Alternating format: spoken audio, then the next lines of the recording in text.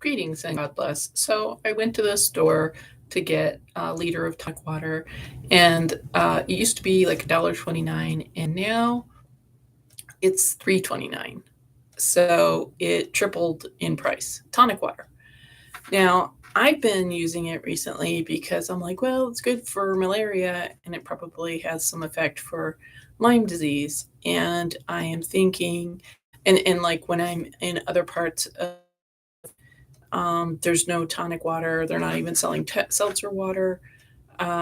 So I don't know if there's something with the supply chain, but the fact that Safeway no brand tonic water went from $1.29 to $3.29 in a month, uh, after a staple price of $1.29 for however long, 20, 30 years, is telling.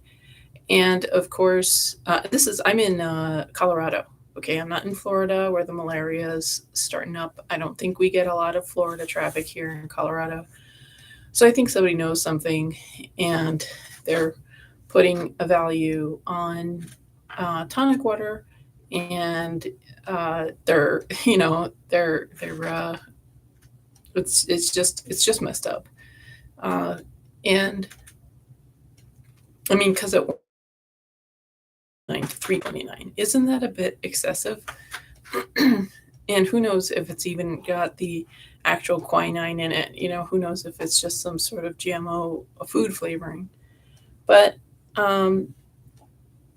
so there's tons of homelessness here. We see all this crazy behavior that's been going on, and like when like after the the guy whose name begins with a T that everybody so that was when people really started having meltdowns, and started getting a lot of validation for being psychotic, for being like out of control and um, gross and disgusting. And that's when also, I would say, social media, like, parents are exploiting their children by filming the child cry, by filming the child go through whatever. These parents are invading their child's privacy for likes and clicks and, I don't know, money. It's exploitation, and it's soft pedophilia, in my opinion, because you're the parent in an intimate relationship with a child, recording for strangers to see your child in a vulnerable, intimate time of their life. And when that child is 40 or 50, are they going to be happy that you have that? You're showing them in diapers, or you're showing them running away from home and coming back with contrition, and you rub their nose in it?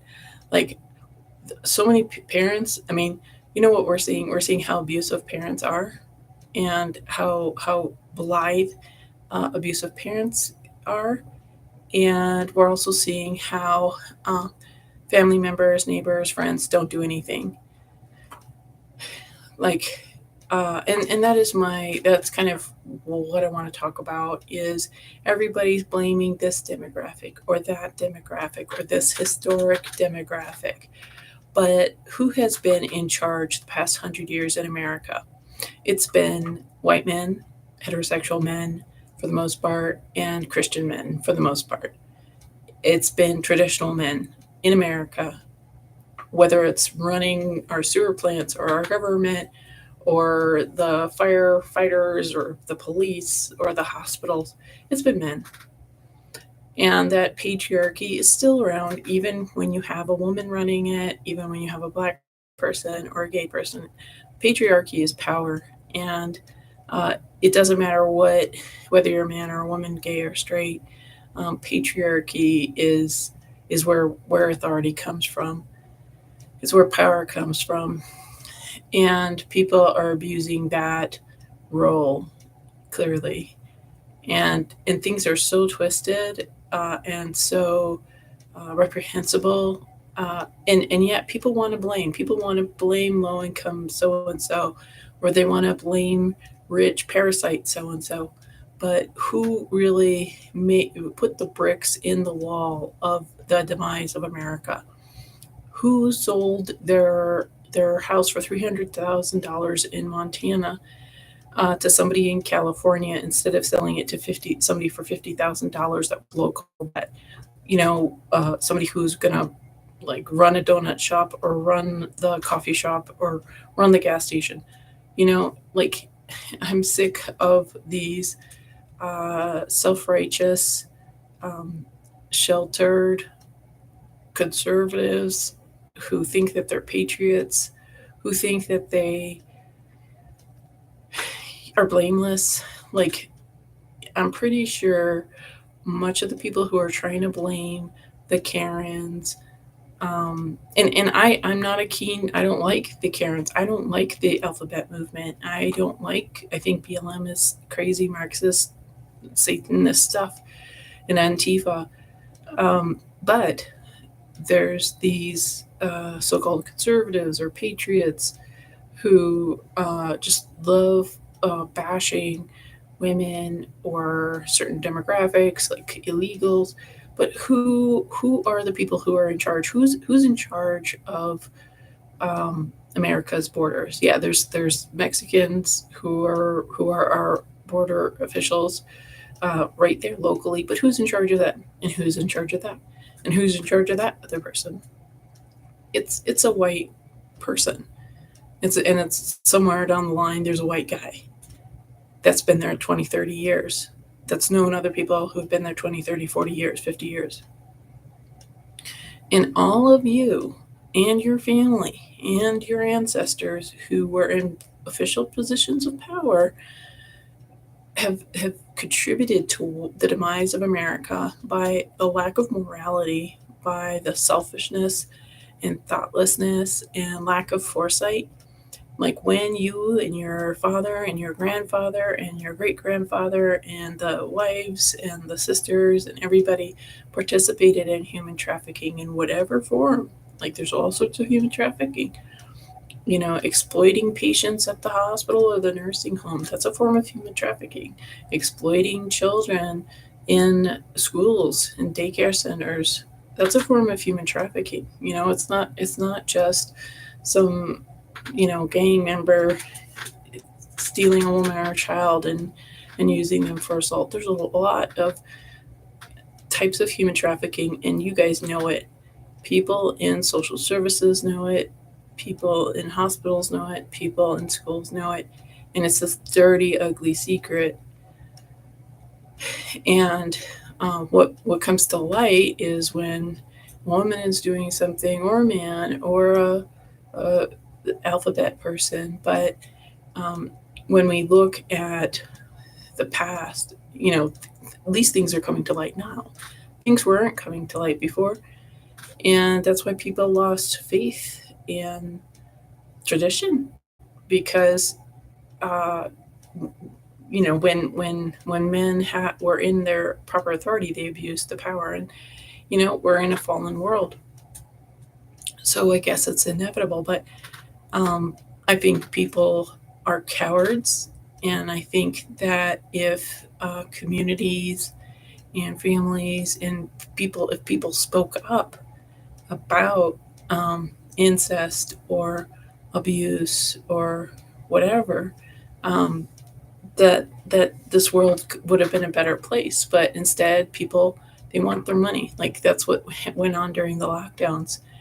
There were nice people participating in serial murders. Like that is the thing. That's the fact about hospitals and nursing homes in the UK and the United States. These were serial murder factories, and there's some very gruesome executions. And I think that insurance auditors, the auditors need to look at Medicare, Medicaid, I think it's Medicare, designations. Did hospitals get paid to execute? Did nursing homes get paid to execute their clients against the client's will, against the family's will? I think you'll find that there's a lot of corruption in insurance, and insurance covers it up. It's so And I think actually, who the culprit is. I think it's insurance companies are this big evil company. Like we're programmed that insurance is so boring, but I think because I remember watching a documentary that Woodrow Wilson was very influenced by like these big insurance company interests, and I'm pretty sure that insurance, uh, like they get a lot of money and they have a lot of power. I think they have lobbying interests, and you never hear about it. So, anyways, the trusted agents of the public good have betrayed us. They betrayed we the people. They betrayed humanity, and they've been doing it for a long time. And another example of this is like I was talking about the tonic water. Now, Lyme disease does not have a proper test. Doctors are not trained on proper testing for Lyme, and there's been a lot of sabotage in uh, the development of a test because the government and the medical industrial complex is doing everything it can to obstruct the fact of Lyme disease and being able to diagnose it unequivocally. Why? Why would the government and the medical industrial complex want people to have undiagnosed Lyme disease? And Lyme is a bioweapon. And because Lyme disease is a look-alike, and depending on the person, is going to have different profound effects. Lyme disease it's a disease that affects your whole family. Um, whether it's just your solo symptoms or whether it becomes transmitted. And Lyme is a disease that doesn't necessarily kill you, but it makes you wish you were dead for years, every day, for 30 years.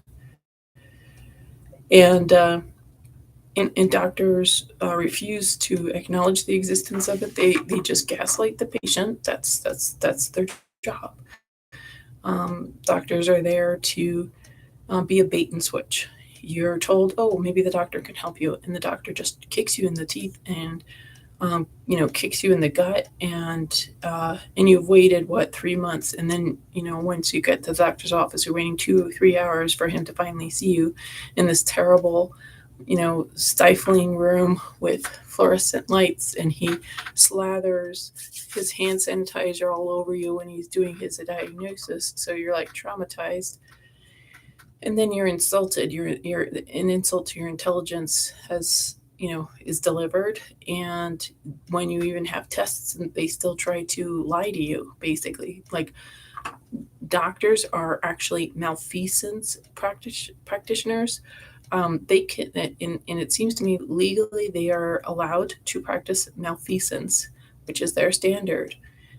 They will get into trouble if it's malpractice. So, and if you look into the legal, like, splitting hairs of what that means, you'll find that I'm accurate, because medicine is the top. It's if it's not the very top cause of death, it's up there. People try to say like guns are so dangerous. You know what's dangerous? Your doctor. You know what's dangerous? Your hospital. But nobody wants to look at that. Nobody cares about that. What the activists care about is taking away something from you, and it's some type of envy or misanthropy. They just hate people. Like when people are hysterical about guns, but then you bring up, another. Doctors kill people, medicine kills people. Even taking aspirin is a top killer of people. You know what else kills people? Automobiles, reckless drivers. But you don't see these activists, caring about lives of people, patients, or pedestrians who are killed by drivers, or law-abiding drivers who are killed by reckless drivers. These activists, they just want to steal your ability to defend yourself, and they're gonna try to blame you and call you some sort of murderer because you want the ability to defend yourself. Like, these are not good people, these type of activists. And so we have the medical industry who's created this problem, because medical industrial complex funds these bioweapons. Bergdorfery was the scientist from Germany who went and worked in Plum Island, and then he brought hard shell ticks to Montana, where he released these ticks. And and he was in Montana for 40 years, Dr. Bergdorfery. For 40 years, he was in Montana doing research. And yet, doctors in Montana will say there's no such thing as Lyme in Montana, as if ticks respect boundaries. And so you bring your dog on a trip or you bring yourself on a trip, you have active Lyme disease, you have an acute case of Lyme disease, a mosquito bites you, and then it bites the doctor. So the doctor's not going to have any. Whoever has a low immunity is not going to have exposure when that mosquito or another tick or whatever bites them, of course. But medicine isn't logical. Medicine isn't even scientific. Medicine is a tool for destruction. And we see that. We see that with this engineered housing crisis. So we have these international investors or these property management companies who are just totally evil and trying to torture renters and abuse them in unthinkable ways. And so there's no housing for people, and the housing that they have is overpriced and it's a slum. And so then we have this crazy stressful like housing situation, and this is even before the lockdowns. And then we have doctors who are ignoring the fact of Lyme disease or other co-infections of what you know just different types of infections. And so when a low grade infection is not treated, eventually your organs, are struggling or suffering, and your abilities can suffer. And so what do people do? They self-medicate because the doctors aren't even like they won't even bother testing you. So people may not even know, oh, they have Lyme disease. They just may feel better when they're taking drugs or drinking or something like that. And the thing is, I am wondering if certain um, drugs are medicinal, and unfortunately, drugs throw other things out of balance, and so then we see this terrible homeless problem and mental illness. And so we have so many people with severe chronic illness that doctors refuse to treat properly, refuse to diagnose, and the medical industrial complex does not want there to be a diagnosis. I listened to a lecture recently where the doctor said that they're not allowed to do microscopy to look at your cells under a microscope, and that if a doctor does, he'll lose his license and he will be deemed mentally unfit and have to see a psychiatrist.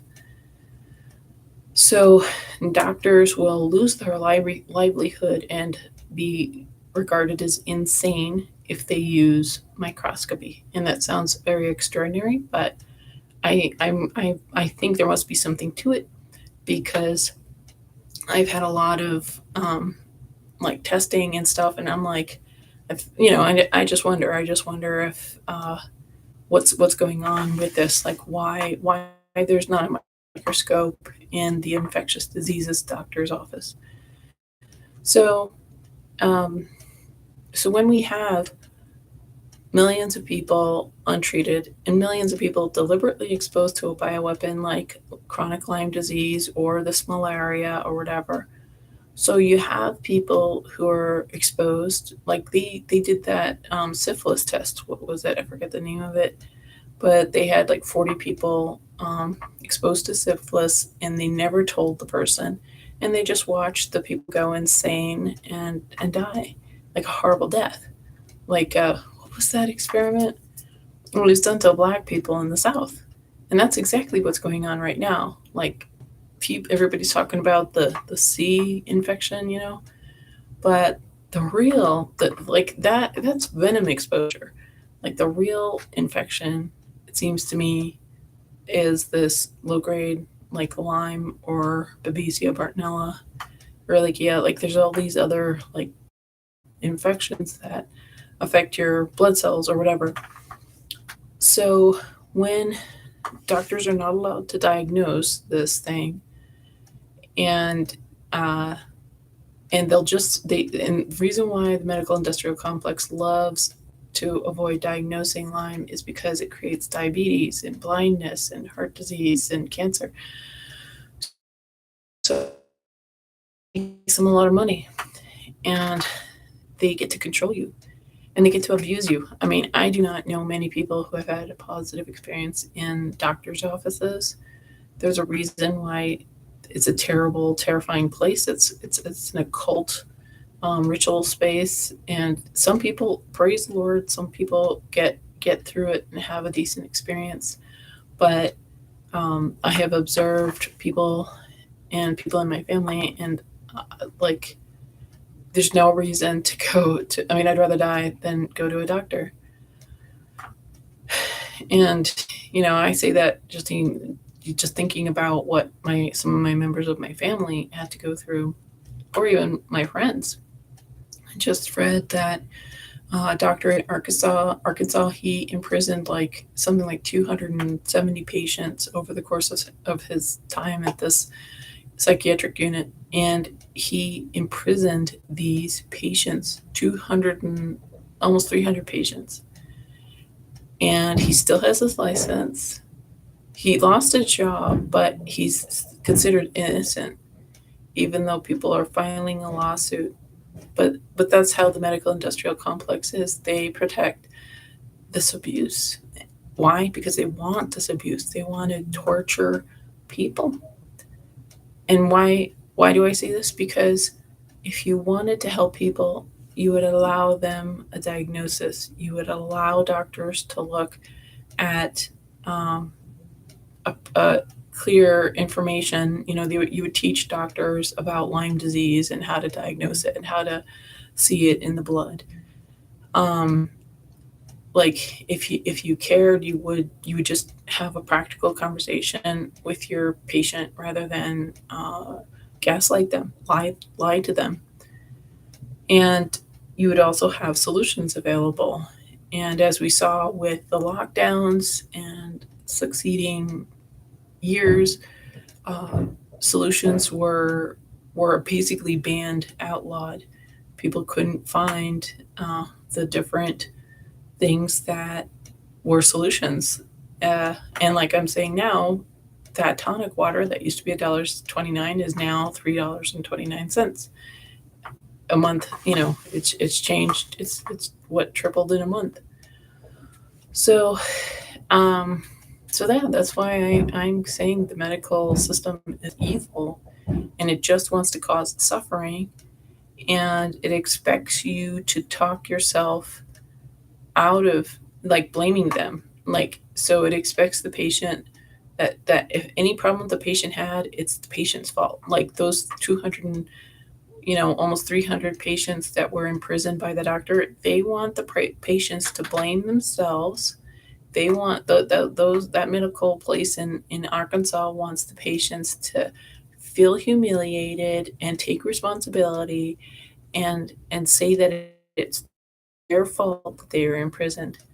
But medicine wants the patient to blame themselves for the abuse that the doctor does.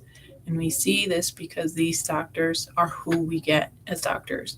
There's no sincere person that wants to help you. And if they're there, it's some mistake, it's a fluke, or they're a lure to do a bait and switch. You're going to meet this really nice nurse, but then once you're sucked into it and locked in, they're going to torment you and harm you in whatever way that they can get away with. And they're being that they're this club because they take an oath to Apollo. So Apollo and these demon goddesses, they protect these diabolical creatures we call doctors. And that's why they get away with it. That's why we see any consequences. You can torture, I guess, as long as you're not, you know, on the street corner harvesting organs in front of this person's family, and maybe that still could pass. Maybe the media would just gaslight the family because organ harvesting, that is going on. Oh, you don't think that was happening during the lockdowns when people were having car accidents, or people were coming in for this and that and the other thing? They were stuck on remdesivir or ventilated to death, and organs are harvested without anesthesia. So people are having their heart ripped out, or cut out while they're still alive. And this is an Aztec pagan worship practice. I mean, that's what they did. When we see what, those adventure movies where either you're at the top of the zaggurat, and at the top of the zaggurat, they pull the guy's heart out and give it to the gods. That's what this is. That's what organ harvesting in modern day America. Like, we have slavery going on that Americans benefit from, and we have human sacrifice that's going on in the most, like, evil way, and what the leftists care about is calling a man a woman, and you know uh, erasing white people, and uh, is there too much carbon? Like, that's the leftists' concern. They don't care about human sacrifice, organ harvesting non-consensually without anesthesia. Leftists don't care about this medical industry that's occult, satanic. So, anyways, yeah, and in like the conservatives or the patriots are trying to blame and the other thing, but it's you and your father and your grandfather and your great grandfather and your uncles, and it's all of these men that 100 years ago and 50 years ago that just turned a blind eye to all this corruption. And I'm not just talking in politics, I'm talking at the local level, at the job. There's like, I think that jobs of influence is when there's something sketchy going on, and you say something, you ask questions. And that's the thing, is people are like, well, my grandfather or great grandfather or me, I didn't, because I didn't want to lose my job, because I have to support my family. Like, okay, well, then don't complain that we're in this cesspool of civilization because nobody wanted to take a risk. Because yeah, it sucks. Yeah, you may lose your job, you may not be able to pay your mortgage, you might have to move in with your brother, with your whole family. Yeah, yeah, right, yeah. But you know what? That you said something, it creates a wall. It stops something like that. You make a huge, tremendous, horrible sacrifice of maybe losing your job, maybe losing your home, but you are bricking the wall against Satan taking over. But no, everybody's just like, oh, I want it easy. I want to go on my trip to Mexico. I want to buy this fancy car. I want to do a renovation of my kitchen, or build a new house, or this and that and the other thing. And so, tag with humanity, tag with civilization. Well, this, gentlemen, white Christian conservatives, going back the past 100 years, this is your fault. It is not black people's fault. It is not illegals, immigrants' fault. It is not feminist women's fault. It's not the gay people's fault, because this has only been around. This whole scenario has been, what, 3 years, 5 years, but plenty of. I mean, you guys set the stage. And the thing is, there's plenty of white patriotic men who have been turning a blind eye the past 3 years, because things could not be so messed up. And I'm sure there's some who are still, making it possible that we have electricity, and making it possible we still have running water. And God bless those who are keeping America still, you know, functional. But the rest of you who are trying to blame all the demographics from the, you know, evil bloodlines to women or gays or illegal immigrants or criminals, yeah, those are all significant immediate things, but these are all just symptoms of what you and our forefathers the past 100 years failed to do, failed to have integrity, wanted the easy way out. And I know life is hard. I know it's hard enough to to uh, to show up and you know, be a decent human being, but that's our job. You know, our job isn't a trip to Mexico. Our job isn't to remodel our kitchen. Our job isn't a fancy new car or whatever. Our job isn't keeping up with the Joneses. Our job is to invest in our world, in our country, in our neighborhood, and integrity, honesty, you know? And I know a lot of people could care less about honesty and integrity, but you know, the fact that there's so many people complaining, these are illegal criminals. These are, you know, oh, how can these drag queens be in a library and pedophiles and feminists and black people? Like, yeah, all of those things, I judge them too. But if you and our forefathers took a stand, this would not be uh, so bad. And we are in the last days of the end time, so things have to get really bad. But still, even if there's zombies running around, you don't go rape somebody, you know, because there's no hope, right? You be a decent person, even when zombies are taking over, and you're the last person with whoever, right? So don't like. There's no excuse, you know. Like, start behaving, start being a decent person now. You know, stop being so selfish and stop being so stupid. Stop thinking that your trip to Taiwan or to Bali is more important, or your new car or your new house or whatever. Like, get some practicality. You know, get some sense. Like, stop living this movie, this Instagram reel that is so hollow. And if you're still gonna do your Instagram real life, stop complaining. Like, stop blaming whoever. You know, they're just misbehaving because they're being driven insane by 5G and the injections and all the weird chemicals and all the psychological operations and the demonic attacks they're under. So of course, you know, like, this is going to happen because we're under a supernatural attack. We're at war, and people are conducting warfare against us. So, um, like, don't blame the patients in the asylum,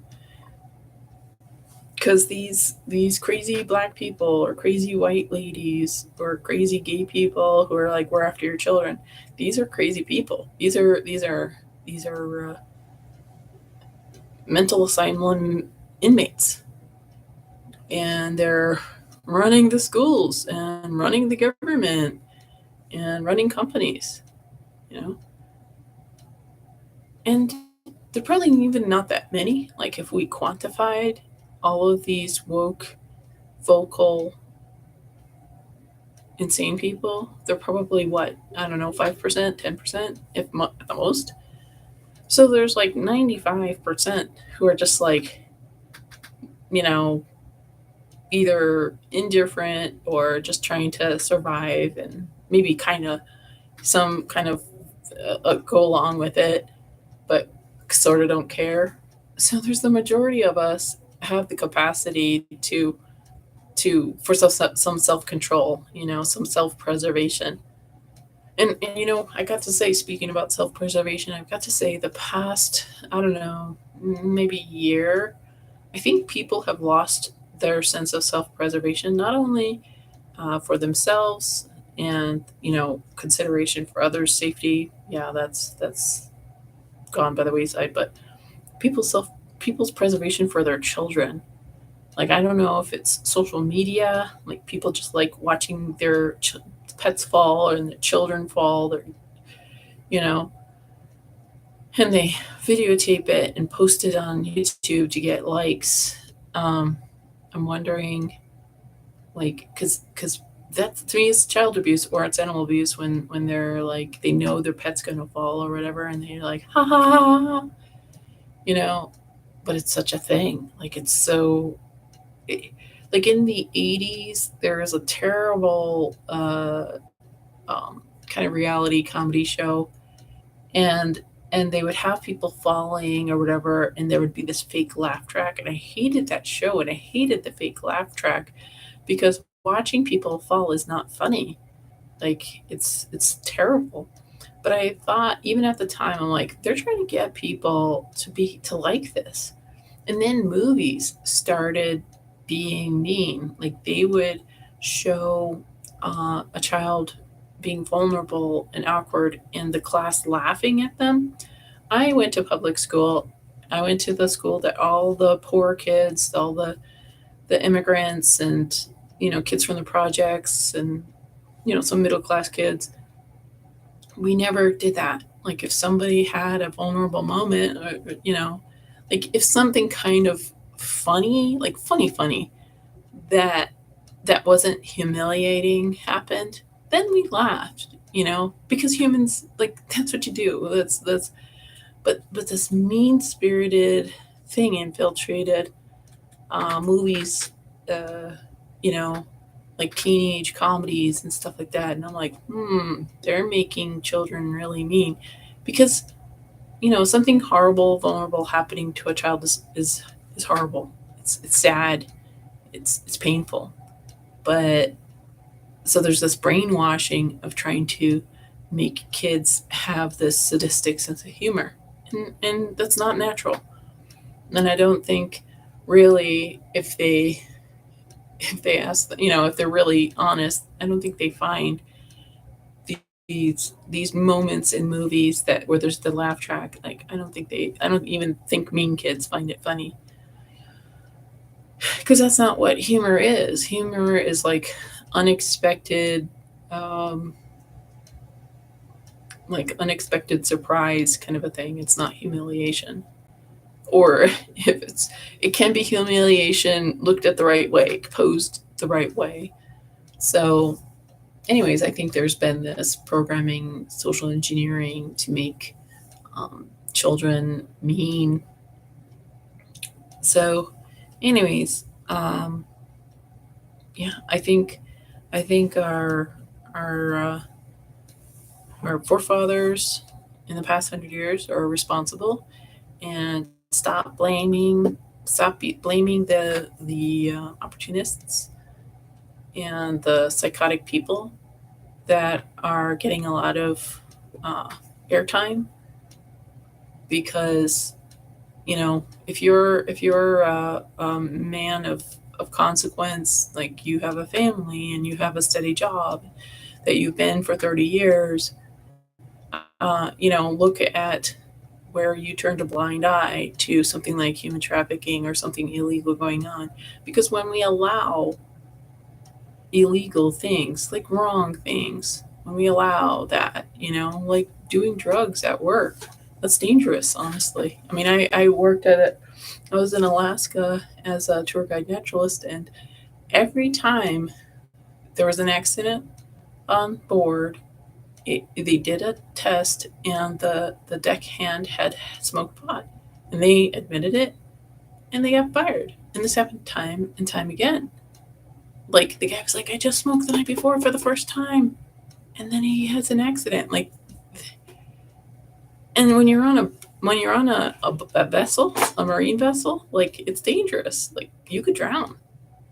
It's like cold water if the boat sinks and your marine vessels are not in prime condition. These things are, just like anything, just like a car. Like these are not brand new with all pistons firing. These are jury rigged to buy the cheapest price and make the most profit off of it. So, um,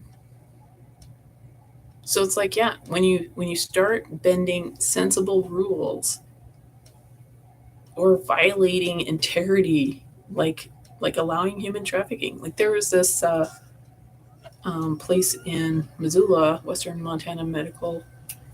I can't remember, but they were found out, like they were audited and found out to be, like they had to be shut down because they were breaking the law, because their workers were, I guess, supposed to work with only one client at a time, and so they would work with 10 or 20. So they would bill Medicare for 10 or 20 people because they wanted more money. They needed more money, and I mean, yeah, everybody deserves a living wage or whatever, but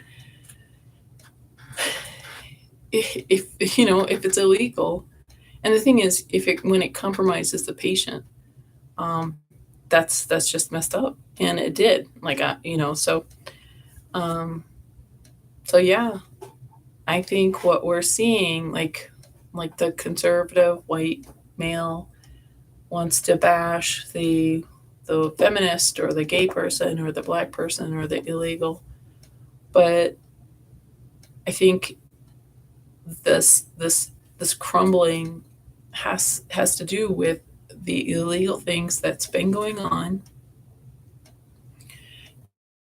and a blind eye out of convenience. And the thing is, still turning a blind eye, because when the lockdowns were happening and the serial killers were going around, like if those serial killers said no more, and that's what you find.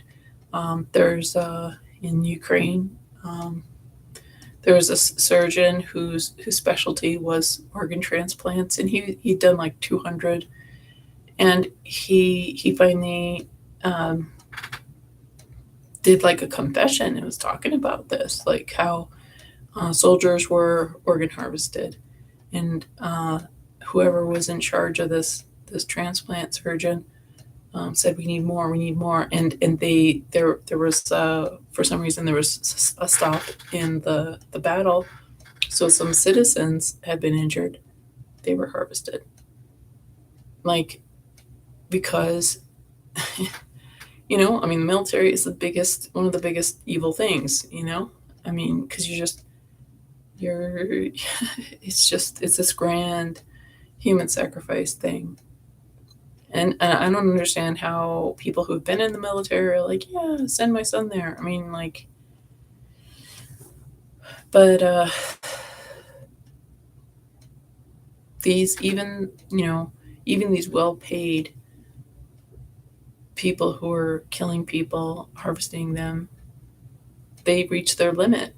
Like the chefs who recently, like there, I guess, like Hillary Clinton's chef was found drowned, and now recently Obama's chef was found drowned, and Obama's chef was a swimmer, but he had drowned.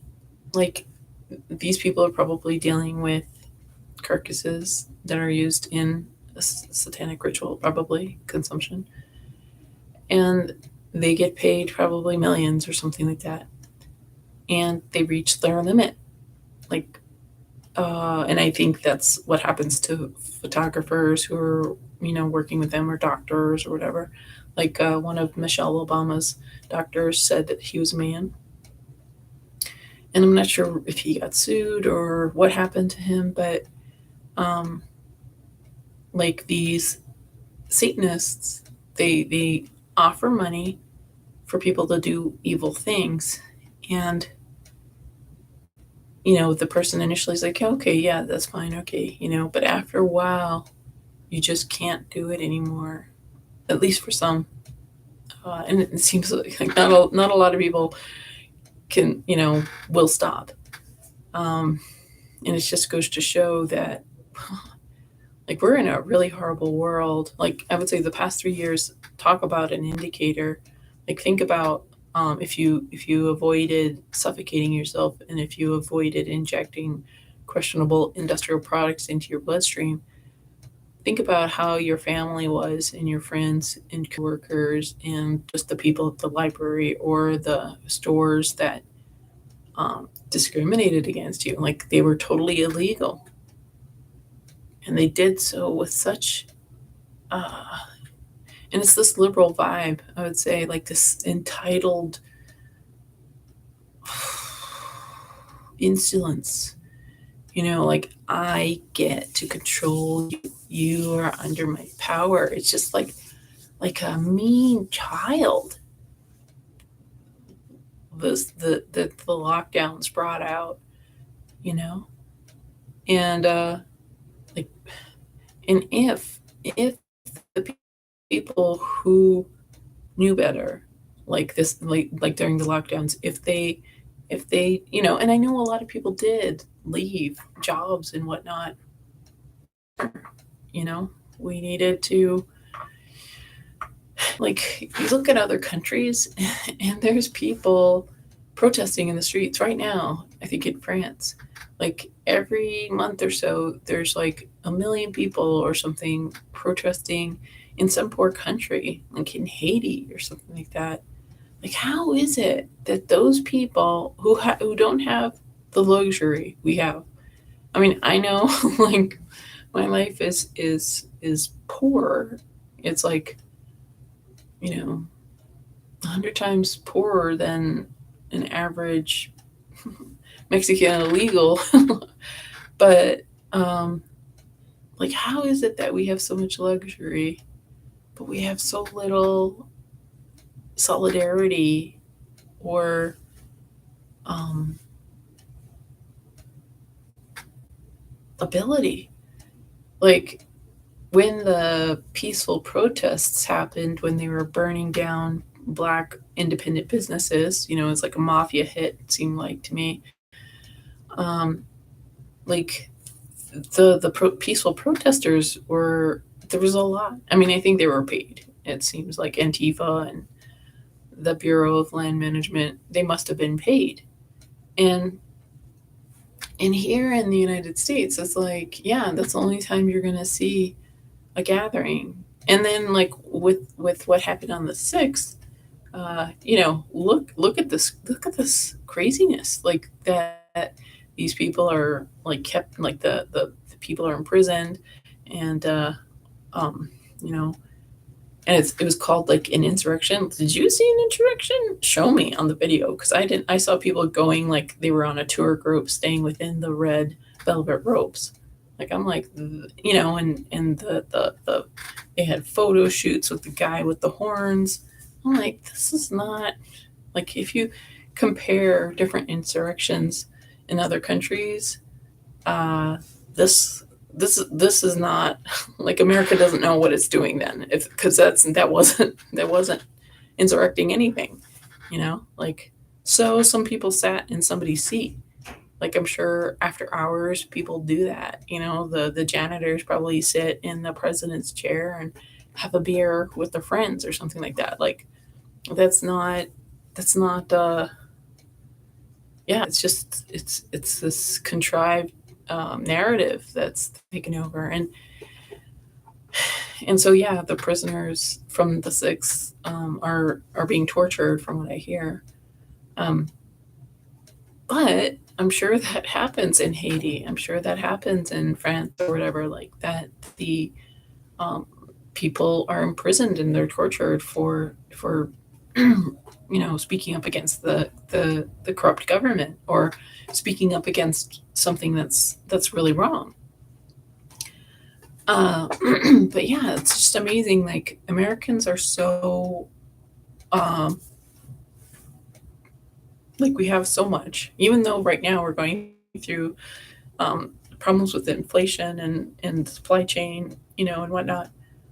But we don't, like when our family members were being executed in hospitals and nursing homes, people were like, oh, uh, I mean, it's very strange. Like, is that, with your family member so life so inconsequential, you're not going to make a fuss? And yes, I know that hospitals or schools or whatever, they will try to arrest people, but this is a false, like, if you're trying to protect a family member, morally you are justified. And just because our system is corrupt and evil, um, like does not make it so you don't try to protect somebody you love at least, you know. So anyways, things are really messed up. I really hope, I pray, Jesus, please return. And the thing is, I'm pretty convinced that Jesus is delaying, because even Christians and even rapture watchers don't know what's going on. They don't realize that our apostles Paul, and that Jesus gave Apostle Paul, the scripture, like the letters, Romans 2, Philemon, from heaven. And so Jesus told Paul what the new gospel is. The gospel of the cross was that we believe on the sinless blood of Lord Jesus Christ, his death, burial, and resurrection. Is believing on that is our salvation, because a price had to be paid for our sins. We had to be redeemed from the jurisdiction of Satan, because Adam and Eve rejected God. And so when you reject God, you go under the jurisdiction of Satan, and everybody's been there since. And God he respects our boundaries, so he requires our informed consent. So we have to inform ourselves the nature of reality and consent to accept that Jesus redeemed us, that Jesus paid the hostage price for us, so we are no longer a hostage of Satan once we accept what Jesus did for us with his sinless blood, his death, burial, and resurrection. And that death, burial, and resurrection shows us that he is God, that he is capable of of of giving us life, eternal life. And that's what being born again is when we accept what Jesus did for us. So most Christians don't even seem to understand that. They refuse to accept that the King James Bible is the pure, unadulterated word of God. Like so many people are like, but God, how could God make this work? How could God keep the word pure? Because he's God. Like, God created everything. He created you and me and the most amazing people, and architecture and whatever. And you don't think he can create a perfect book? Like people read magical stories or watch magical movies or video games, and they're like, oh, this blue disc is going to create a castle. So like people are like, they'll entertain, they'll watch movies that'll say that, but they won't believe that a God can create a book how he wants it. Like people won't believe that God is capable of manipulating letters on a page. And instead, people are like, oh, I'm going to read Greek and Hebrew and Aramaic and go to the original. When the fact is, the King James Bible had 2,000 scholars who believed in Jesus working on it. And they were using 5,000 manuscripts that were vetted. Talk about a double blind, like peer-reviewed document. This is the King James Bible is a peer-reviewed document. And but Christians, they're like, oh, I'll just read my devotional. I'm going to do my yoga. I'm going to have my little, dream catcher here and practice some astrology and do some channeling, or talk to my dead relatives and talk in tongues, and you know. And I think God's like, he's giving us time. He's like, please wake up. I really want you guys in heaven. And I want you to get your rewards. Like, what happens when people who believe in Jesus, who've somehow managed to believe properly on the shed blood and the death, burial, and resurrection of Jesus? So what happens when they get to the wedding supper and they're naked? What happens when they have no oil in their lamps? What happens when they haven't made the talents that the man gave them to grow? They just buried it in the sand, instead of making the profits grow. Like, you guys, a few of you who are Christians, like, you got to make sure you have the right book, you have the right foundation. Apostle Paul, Romans 2, Philemon, the proper gospel of the cross, the death, burial, and resurrection, sinless blood, believing on that. And, trying to get kind of informed, because God is not going to take somebody who hates him, who hates Jesus, who hates the Bible. God is not going to take that person out of the realm out of the hostage situation of Satan and force them to be in heaven. Um, God is not going to do what's in your best interests when you hate Him, when you hate Jesus, when you hate the Bible. So if you hate the Bible and Jesus and everything, God's going to be like, okay, but before you spend eternity in hell, like just check it out. Just check out the Bible, check out Jesus. Like, excuse me. Like, I recommend Pastor Robert Breaker is a really nice guy, and he's Pauline. And if you want something a little bit more fun of a watch, I would look up Pastor Gene Kim's older videos about like giants and all sorts of fantastical creatures, because UFOs and whatnot, because the Bible actually tells us who the origin of mermaids or whatever, like all these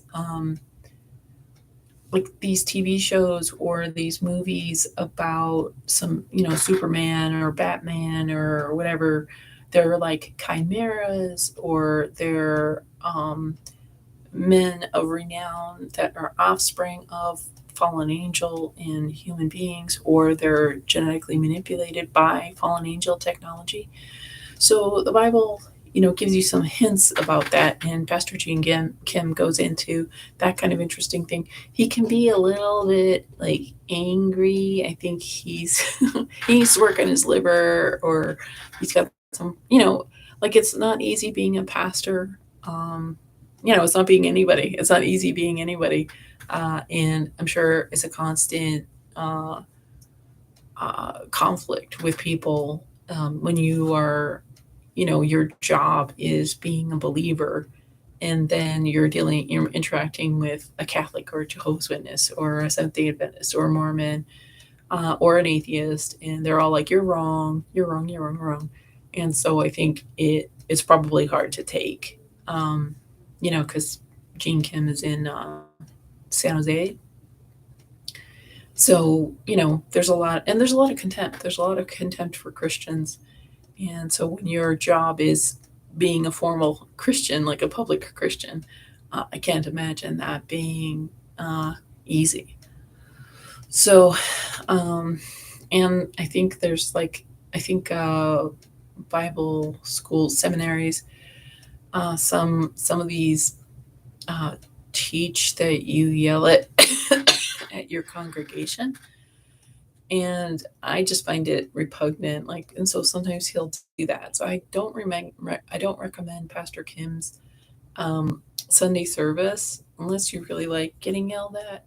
But his Bible studies, especially the older ones, are more fun. So if you're just a new beginner, Pastor Robert Breaker is really a good, solid, um, interesting pastor to watch, both his Bible study and his sermons. And then for kind of a more like comic booky almost information about reality, Pastor Gene Kim has some really fun biblical word by word, scripturally sound disclosure actually about our reality. So, anyways, thank you so much for watching, and God bless.